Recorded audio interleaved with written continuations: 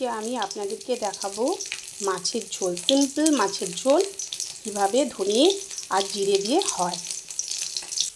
এইভাবে মাছগুলোকে আমি ভেজে নিলাম। ওই তেলে এবারে আমি একটু কালো জিরে দিয়ে দিলাম। এরপর এতে আমি আলু দিয়ে দিলাম।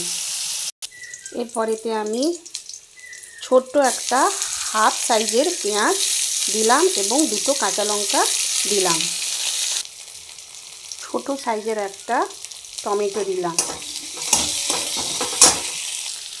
পরিমাণ মতো নুন দিলাম।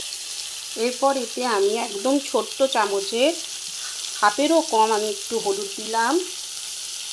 ছোট চামচের একটুখানি আমি জিরে গুঁড়ো দিলাম এবং একটু ধনে গুঁড়ো দিলাম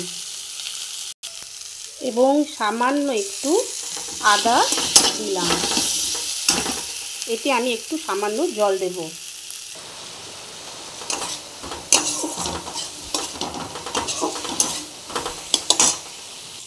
দেখুন আমার মশলাটা একদম ভাজা হয়ে গেছে। এবারে আমি এতে জল দেব।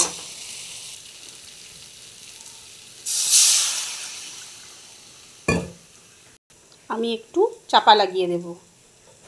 এরপর আমি ভাজা মাছগুলো এতে দিয়ে দিলাম।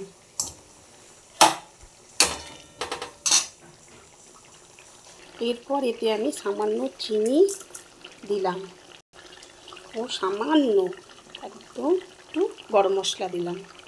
রেডি একদম আমাদের মাছের ঝোল, সিম্পল মাছের ঝোল।